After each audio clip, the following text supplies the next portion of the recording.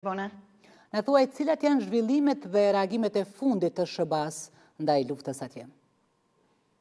Valbona, Këshilli i Sigurimit i Kombeve të Bashkuara do të mbajë sot një tjetër votim për një rezolutë të propozuar nga vendet arabe që bën thirrje për ndaljen e luftimeve dhe furnizimin me ndihmë të Gazës.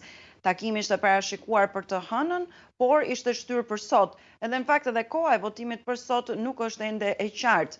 Diplomatët thanë se po bëhen negociata për të bindur Shtetet e Bashkuara që ose të abstenojnë ose të votojnë pro rezolutës, pasi i vënë veton një thirrje të mëparshme nga Këshilli i Sigurimit për armë pushim.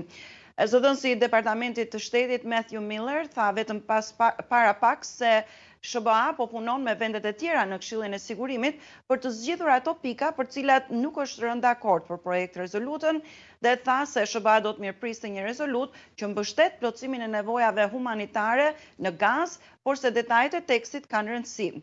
Washingtoni ka thënë se një armë pushimi plot do t'i shërbente Hamasit, një organizatë që SHBA e konsideron terroriste dhe për të cilën sekretari amerikan i mbrojtjes Austin tha dje në Izrael se depërton mes popullatës civile palestineze. Gjatë vizitës së tij, sekretari Austin tha se nuk ishte atje për të diktuar afate kohore për përfundimin e luftimeve.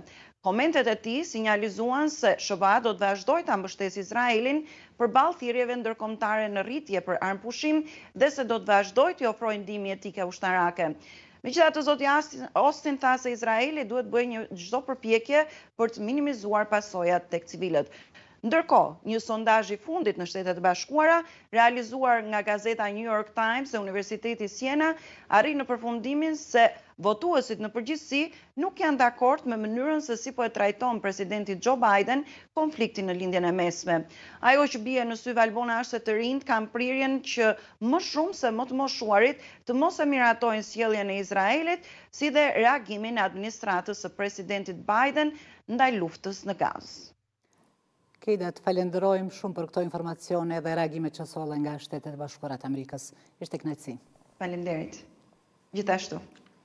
Dhe me këtë lidhje të drejt për drejt nga Washingtoni, nderuar shikues, ju falenderojmë për vëmendjen tuaj. Kjo ishte gjithçka e përgatitur. Natën e mirë.